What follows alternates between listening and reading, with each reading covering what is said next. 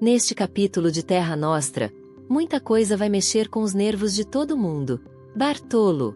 Ele decide abrir o jogo com Gomercindo. Diz, sem rodeios, que pegou o dinheiro do falecido Batista.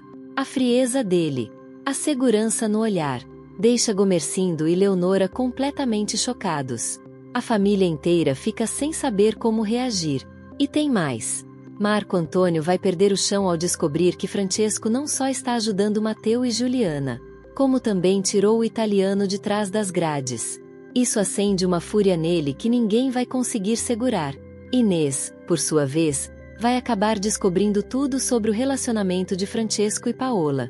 E essa revelação vai pegar muita gente de surpresa. Mas vamos por partes. Bartolo se aproxima de Gomercindo com uma postura firme. Não hesita. Não desvia o olhar. Eu já tenho dinheiro para comprar suas terras. Não preciso da sua ajuda.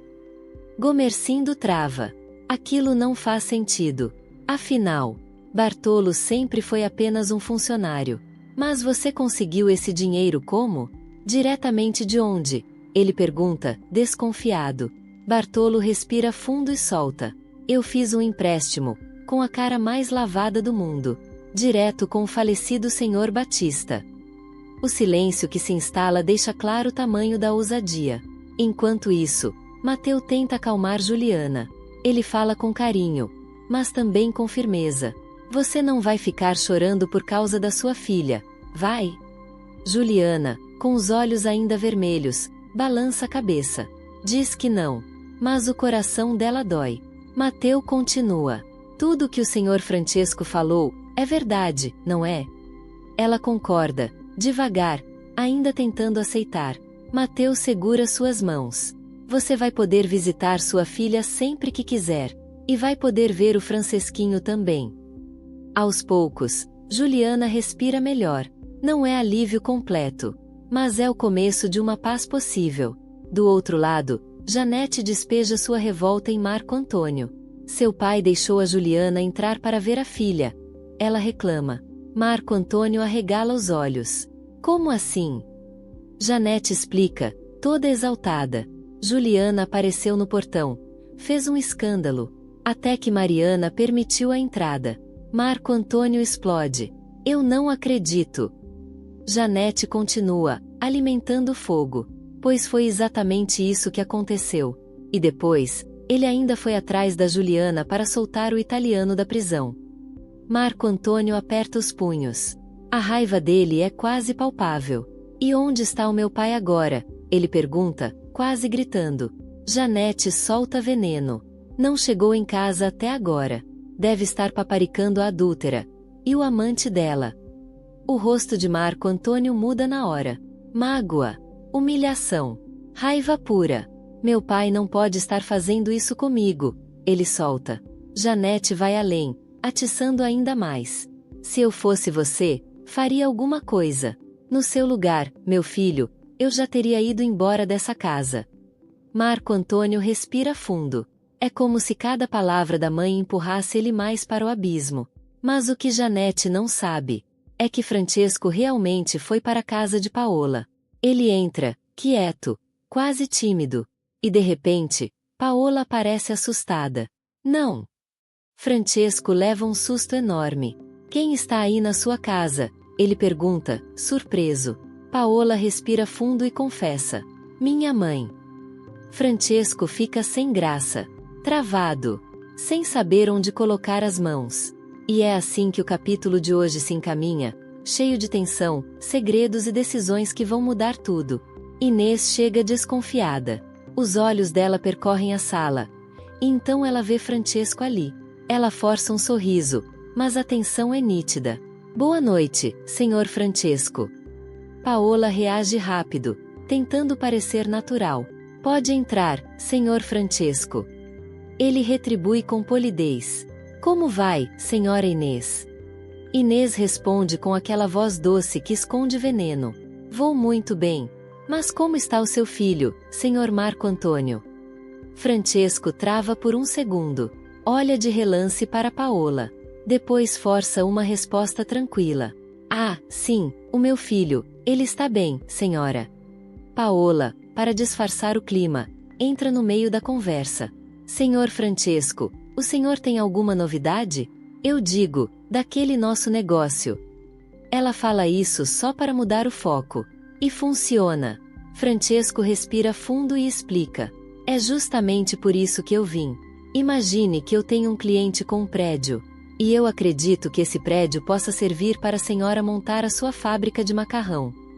Os olhos de Paola brilham. Mas é verdade isso, senhor Francesco? Claro, ele confirma. Amanhã a senhora pode ir ver se o prédio serve.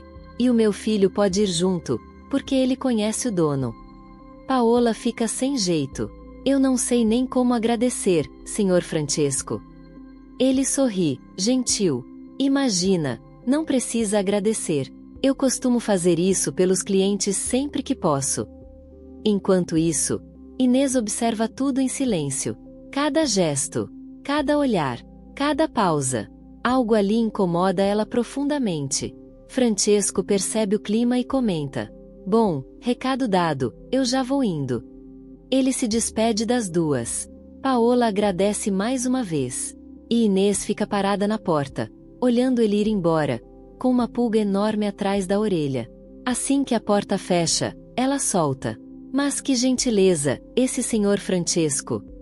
Paola vira e retruca. Eu não disse, mamãe. Inês afia o olhar. Mas é do filho que você gosta, não é, Vero? Paola suspira, já cansada do assunto. Não, mamãe. Eu já falei que eu não tenho nada com o filho do senhor Francesco. Inês fica ainda mais desconfiada. Pelo amor de Deus, filha, não vai me dizer que você está apaixonada pelo senhor Francesco? Paola arregala os olhos. Mãe, eu não falei isso. Inês cruza os braços. Pois fiquei desconfiada, viu? Porque para ele vir aqui, a essa hora, só para falar que arrumou um prédio para sua fábrica de macarrão. Paola ergue a voz. Mamãe, o senhor Francesco poderia ser o meu pai. Não vamos falar nisso, certo? Inês fica em silêncio. Mas o olhar dela deixa claro. Ela não acredita. Enquanto isso, na fazenda de Gomercindo. Gomercindo encara Bartolo, ainda chocado com a história. Então você achou o dinheiro? Bartolo confirma. Sim, eu achei a fortuna. Gomercindo se aproxima, desconfiado. E eu posso saber onde estava? Bartolo dá um meio sorriso. Se eu contar, o senhor nem vai acreditar, patrão. Estava no colchão da cama dele, né? Gomercindo pergunta. Bartolo nega com a cabeça. Não. Então estava em um daqueles santos que ele tinha lá no quarto. Gomercindo insiste. Bartolo novamente. Não. Gomercindo perde a paciência. Mas me diga logo onde estava, cáspita. Bartolo respira fundo. E se prepara para revelar o segredo. Bartolo respira fundo. E solta, firme. Eu não posso contar um segredo dele, né? Mesmo assim, ele se levanta devagar. Vai até o canto da sala. Pega todas as economias do senhor Batista. E coloca as trouxinhas em cima da mesa, bem na frente de Gomercindo. Gomercindo, surpreso, encosta as mãos em cada embrulho. Abre um, abre outro. E fica boquiaberto. Nossa, o pobre do Batista conseguiu economizar tudo isso. Bartolo concorda com a cabeça, mas explica. Só que eu fiz esse empréstimo antes dele morrer. Gomercindo ergue o olhar, desconfiado. Mas que conversa é essa, italiano?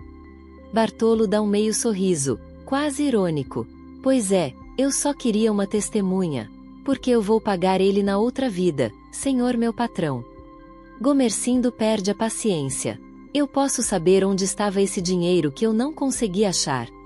Bartolo suspira, prepara o coração, e conta. No pinico.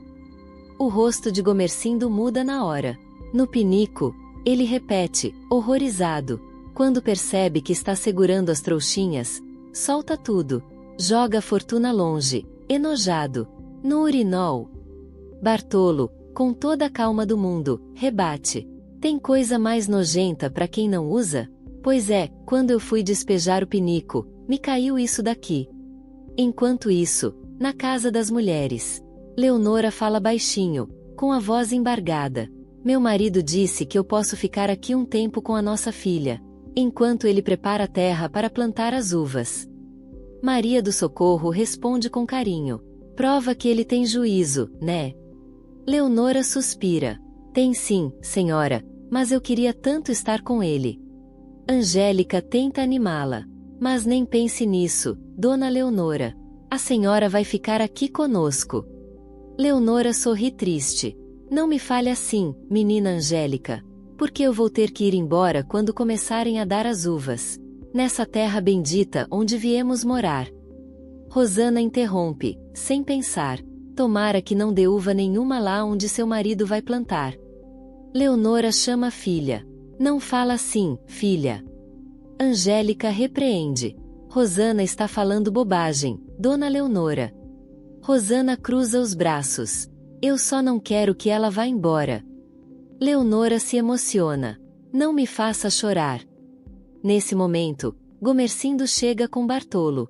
A energia dos dois invade o ambiente. Gomercindo anuncia. Vá plantar suas uvas do jeito que quiser, mas a sua mulher não sai daqui. Bartolo explica. Eu já disse. Ela só fica até eu conseguir plantar as uvas para fazer o vinho.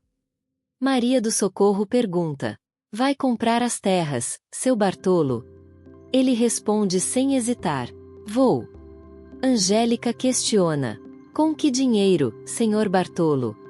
Gomercindo, lavando as mãos da história, conta.